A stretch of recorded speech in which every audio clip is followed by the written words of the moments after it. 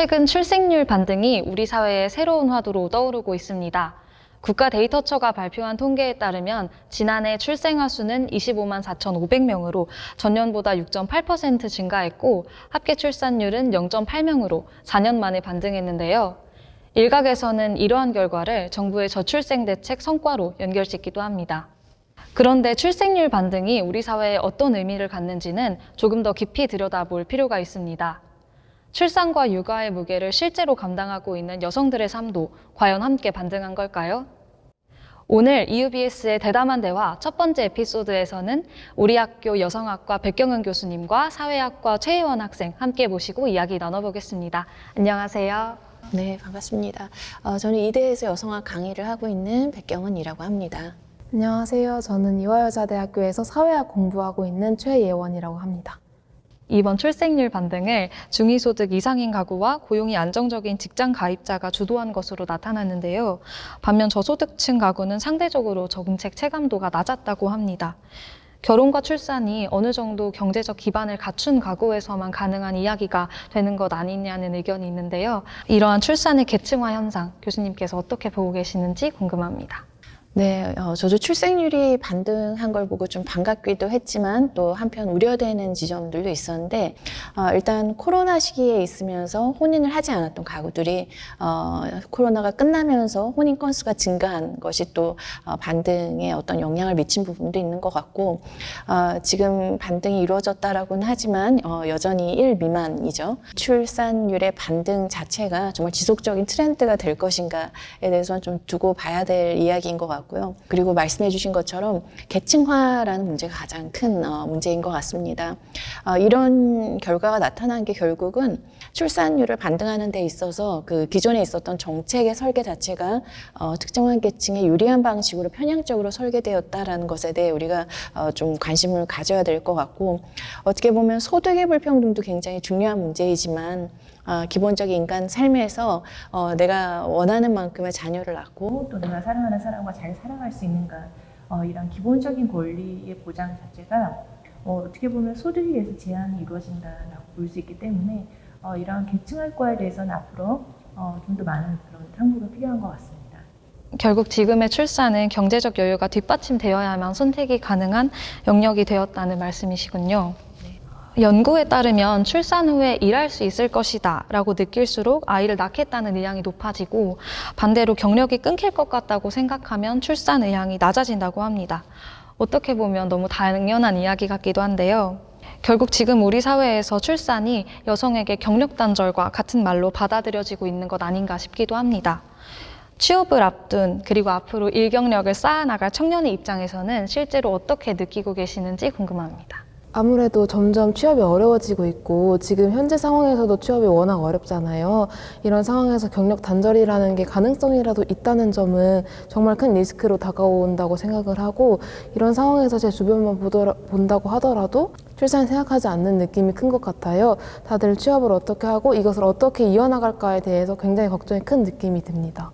취업을 앞둔 청년들에게는 이러한 리스크가 더욱더 크고 무섭게 느껴질 것 같기도 하네요. 한국의 연간 근로시간이 OECD 국가 중 최상위권에 속하잖아요. 우리나라의 연간 근로시간은 OECD 평균에 비해서 100시간 이상이나 높다고 하더라고요. 이렇게 장시간 일해야 하는 노동 환경이 여성의 출산 결정에 어떤 영향을 미친다고 보시나요? 아무래도 장시간 노동과 출산율은 굉장히 밀접한 영향이 있다고 볼 수 있고요. 장시간 노동을 해야만 하는 사회에서는 사실 내가 적정한 돌봄의 시간을 보장받을 수 없죠.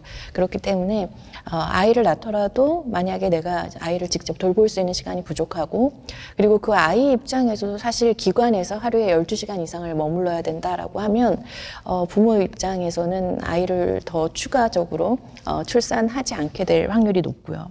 또 중요한 건 이제 노동시장의 장시간 규범을 변화시키는 것이 남성 노동자, 여성 노동자 모두를 위한 이제 시간을 이제 축소하는 정책으로 가야 되고 예를 들어 뭐 경력 단절 여성을 고용을 지원하기 위해서 여성만을 위한 시간제 일자리라든지 아니면 여성만을 위한 고용을 유연화하는 정책 이런 것들은 또 좀 지양될 필요가 있다. 그래서 전반적인 우리 사회의 노동시장의 전반적인 구조가 이제 축소 축소될 필요가 있다라는 걸 좀 말씀드리고 싶고요. 불안정하게 일하는 노동자들의 문제도 개선이 되어야지 출산율이 좀 안정적으로 반등할 수 있을 것 같습니다. 과열된 노동환경 구조가 여성의 출산에 적지 않은 영향을 미치고 있는 것 같네요. 최근에는 지자체들이 미혼 남녀 조선 프로그램을 저출생 대책으로 내놓고 있는데요. 이를 두고 청년들 사이에서는 만날 사람이 없어서가 아니라 결혼하고 또 아이를 낳을 삶의 여건 자체가 안 된다는 말이 나오기도 합니다. 청년의 삶을 위한 근본적인 정책보다 겉보기식 출산 장려책이 많이 등장하는 이유가 뭐라고 보시나요? 사실 미혼 남녀 만남 조선 프로그램이라는 걸 듣고 너무 황당하다는 생각이 들었는데요. 이런 정책이 많이 나오는 이유는 정책을 집행하고 만드는 환경에 청년 당사자들이 많이 없지 않아서 그런 거 아닐까라는 생각이 듭니다. 그리고 그뿐만이 아니라 이들의 목소리가 반영되기도 어려운 구조이기도 하고요. 나이나 계층적으로 편향된 사람들이 정책을 집행하다 보니까 이런 황당한 상상력이 나오는 것이 아닌가라는 생각이 듭니다. 방송인 사유리 씨의 비혼 출산이 큰 화제가 됐었잖아요. 이처럼 결혼이라는 전통적인 틀 바깥에서 출산을 선택하는 여성들이 늘고 있습니다. 지금까지의 저출생 정책들은 결혼하고 아이를 낳아 기르는 이른바 표준생의 경로를 전제해 왔는데요. 그 경로 밖에서 다른 삶을 선택하는 여성들은 처음부터 그 정책의 대상에서 벗어나 있는 게 아닌가 하는 생각이 듭니다. 혹시 이 부분에 대해서 어떻게 생각하시는지 궁금합니다. 어떻게 보면 예전에 사람들이 생각할 때 정말 남자 여자가 만나서 한 가정을 이루고 아이를 낳고 이렇게 사는 걸 생각하지만 사실 지금 세대에는 결혼을 선택하지 않는 사람들도 많이 증가하고 있고요. 비혼이면서 또 1인 가구로 살아간다거나 혹은 비혼이지만 자녀를 낳는 선택들을 하기도 하죠. 그런데 우리의 정책의 어떤 상상력을 좀 확장을 할 필요가 있는 것 같습니다. 여성에 있어서 성과 재생산의 권리를 보장한다고 할 때는 우리가 단순히 숫자로서의 출산율을 증가한다라는 걸 넘어서는 이야기거든요. 그래서 어떤 삶의 조건에 있고 어떤 삶의 상태에 있든지 성이나 재생산에 있어서의 나의 선택의 권리를 보장받을 수 있는 방식의 정책으로의 변화가 필요한 것 같습니다. 저도 교수님 말씀에 동의를 하는데요. 최근에 화제가 되었던 게 레즈비언 분의 출산 얘기가 있었잖아요. 근데 그런 것들을 봤을 때 확실히 정책 내에서 가정하는 가정 외에도 되게 다양한 형태로의 출산이 가능한데 그런 것들이 고려되지 않고 있다라는 생각이 들어요. 그래서 지금의 출생률 장려 정책을 보았을 때는 정말 정상적인 가정만을 전제로 두고 있구나라는 생각이 들어서 그런 부분들에 대해서도 정책의 상상력이라고 말씀해 주신 부분에서 크게 공감하는 것 같습니다. 여성들의 진짜 삶을 생각하는 또 고려하는 정책적 상상력이 필요한 때인 것 같네요. 경력이 단절된 뒤 다시 일자리를 찾은 여성들 중 절반 가까이가 이전보다 낮은 임금을 받고 재취업 기간도 남성의 2배 정도로 길다고 합니다. 이런 현실에 조금 더 안정되면 아이를 낳자라는 생각들이 반복되면서 출산이 미뤄지는 구조가 되고 있는 건데요. 교수님은 이런 흐름 어떻게 보고 계시는지 궁금합니다. 저는 현재 여성들이 굉장히 지혜로워졌다라고 생각을 하고 여성들이 지혜로워졌기 때문에 변화되는 사회 환경 그리고 변하지 않는 사회 환경에 맞게끔 자신의 삶을 적응을 하고 있다라고 생각을 합니다. 결혼을 해서 아이를 낳더라도 사람들이 이렇게 생각을 하는 거죠. 어느 정도 내 커리어가 안정이 되고 나서 아이를 낳아야겠다. 왜냐하면 선배 세대를 봤을 때 바로 뭐 대학 정도 졸업하고 결혼하고 아이를 또 회사에 갔다가 바로 아이를 낳게 되면 경력이 중단되고 다시 경력 중단 후에 직장에 들어갈 때 일자리 질이 낮아질 수밖에 없기 때문에 그래서 어떻게 보면 여성들이 결혼을 계속 지연시킨다거나 아이를 최대한 늦게 낳으려고 하는 것들은 지금의 여성들이 선배 세대의 이제 여성들이 했던 그런 시행착오들을 좀 고쳐보려고 하는 그런 대응하는 과정에서 나타난 자연스러운 결과라고 봅니다. 여성들이 지혜로워졌다라고 이야기하신 부분이 상당히 인상 깊은데요. 자신의 삶을 위해서 또 커리어를 위해서 더 많이 고민하면서 이런 현상들이 발생하는 게 아닌가 하는 생각이 듭니다. 출산이 늦어지면서 자연스럽게 난임 시술 비율도 늘고 있는데요. 2024년에는 출생아 7명 중 1명이 난임 시술을 통해서 태어났다고 합니다. 난임 시술에 대한 정부의 지원 자체는 늘었지만 정작 시술 과정에서 여성이 겪는 건강 악화나 심리적 소진에 대한 논의는 사실 많이 다뤄지지 않고 있다는 생각이 드는데요. 이러한 상황 어떻게 생각하시는지 궁금합니다. 네, 어떻게 보면 이것도 되게 기형적인 상황인 거죠. 어떻게 보면 여성들이 교육 수준이 높아지고 혹은 일하고 싶은 열망이 많아지고 그렇다면 그에 맞게끔 정부의 정책 그리고 제도의 변화가 있어야 되고 그리고 또 그동안 돌보지 않았던 남성들의 어떤 역할의 변화도 있어야 되는 거죠. 그런데 어떻게 보면 여성은 변화했지만 방금 말씀드린 사회 구조가 바뀌지 않고 그리고 또 인구의 절반인 남성들이 변화되지 않았기 때문에 결국은 그걸 해결하는 돌파구로서 난임을 지원한다거나 아니면 불임인 여성들에게 출산을 할 수 있게끔 기술적으로 지원을 하는 건데 어떻게 보면 정책 변화가 지연되고 그리고 남성의 변화가 지연되는 것을 여성을 통해서 해결하고 있다라고 볼 수 있는 거죠. 결국 여성이 뭐 예전에 출산율이 너무 높았을 때에는 정부가 출산율을 낮추기 위해서 강제 피임을 한다든지 피임 시술을 촉진을 한다든지 이런 결국 그때도 여성에게 출산을 강제하는 방향으로 문제 해결이 이루어졌다면 지금도 마찬가지로 바뀐 게 하나도 없다라고 생각이 드는 거죠. 지금은 여성들이 출산을 어떻게든 하도록 또 여성의 몸을 의료화하는 방식으로 문제를 해결하고 있기 때문에 바람직한 방향이라고 보기는 어렵다라고 생각합니다. 저는 이렇게 여성의 난임 시술을 다룰 때 있어서 출생의 성공에만 초점을 맞추는 게 굉장히 여성의 몸 자체를 고려하지 않고 여성의 삶 자체를 고려하지 않은 정책이라고 생각을 해요. 그래서 이런 정책들을 보면서 여성들을 정말 어떤 출생률 숫자로 보는 것인가? 라는 생각이 들 정도입니다. 그래서 이런 것을 고려할 때 당연히 여성의 삶이나 여성의 건강까지 고려되는 정책 방향이 필요하지 않나 라는 생각이 듭니다. 네. 정부가 근시안적인 숫자에 연연하는 정책을 넘어서 진짜 여성을 위한 정책이 무엇인지 고민해 보았으면 좋겠다는 생각이 드네요. 결국 출산 자체 혹은 출산 이후에 대한 지원보다 아이를 낳기 어려운 구조 자체의 변화가 먼저 선행되어야 한다는 말도 나오고 있습니다. 국회에서도 기존의 기혼 여성 중심 정책에서 벗어나서 성차별적 노동시장 구조 개혁이 선행되어야 한다고 했다는데요. 이러한 구조를 바꾸기 위해서 가장 시급한 변화가 어떤 것이라고 생각하시나요?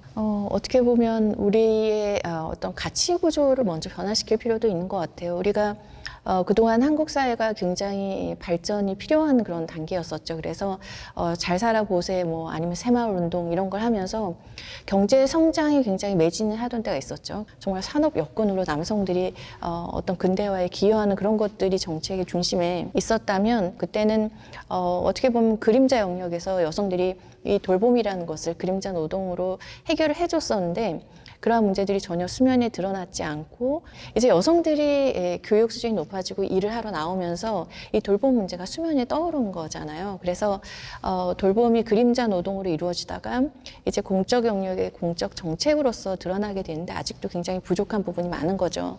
뭐 출산, 성재생산, 뭐 모성 다 통칭해서 이 돌봄과 관련된 문제들이 여성의 예외적이고 특수한 문제로 계속 다루어지고 있는데 어떤 그 구조의 변화라는 것이 유급 노동 중심이 아니라 돌봄을 중심으로 한 노동시장, 돌봄을 중심으로 한 뭐 주거나 교육이나 다른 우리 삶의 조건들 변화 이런 것들로 좀 변화될 필요가 있고요.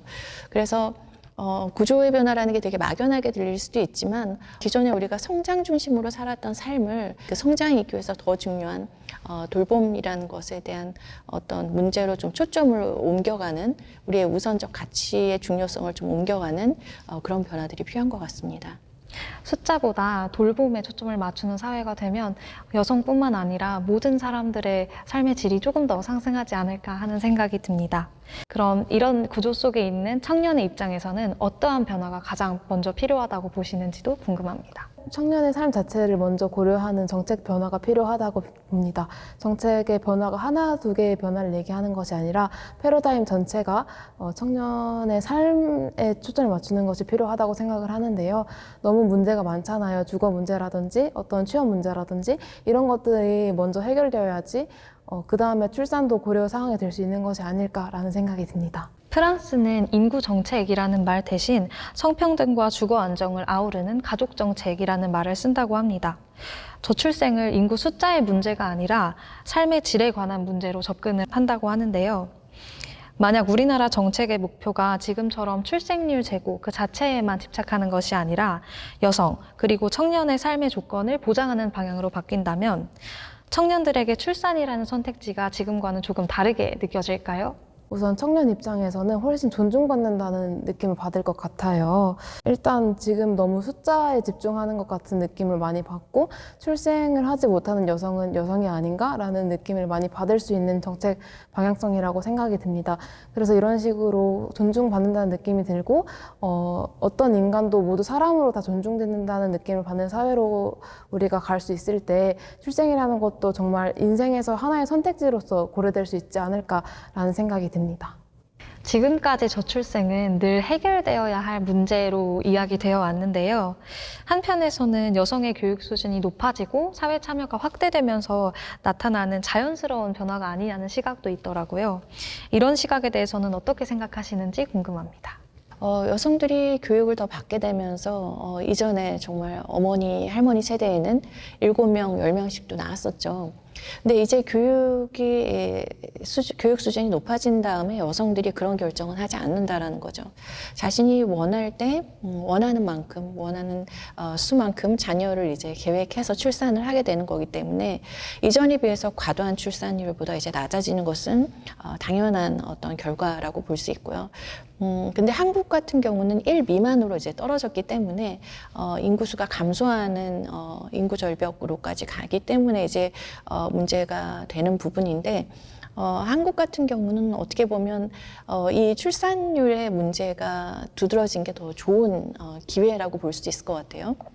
왜냐하면 출산율이 떨어지지 않았다면 우리 사회가 어떻게 변화해 가야 할까에 대해서 사람들이 경각심을 가지지 않았을 것 같아요. 그래서 우리가 출산율이 떨어질 때 어떻게 출산율을 증가시킬까를 볼 것이 아니라 왜 출산율이 떨어지고 사람들이 왜 결혼하지 않고 왜 아이를 낳으려고 하지 않는지 특별히 청년의 입장에서도 그런 문제의식들을 많이 갖고 있을 텐데 다양한 집단에서의 그런 생각을 할 수밖에 없는 원인들을 좀 파악해서 우리 사회가 발전 중심으로 갔던 사회에서 이제 발전 이후에 어떤 삶의 질을 더 낮게 하는 사회로의 변화를 위해 어떤 부분을 우리가 변화시켜야 될까, 이런 좀 심도 깊은 대화로 토론으로 좀 넘어가야 되는 그런 단계가 왔다라고 생각을 합니다. 저출생을 막아야 할 재앙이 아니라 우리 사회의 자연스러운 변화로 받아들인다면 어떤 방향으로 나아갈 수 있을까요? 청년 입장에서 출생률 수치보다 더 중요하게 생각되는 것은 어떤 것인지도 이야기해 주신다면요? 저는 출생률 수치보다 지금 더 중요하게 느껴지는 것은 지금 살아있는 사람들이 어떻게 살아가느냐의 문제라고 생각합니다.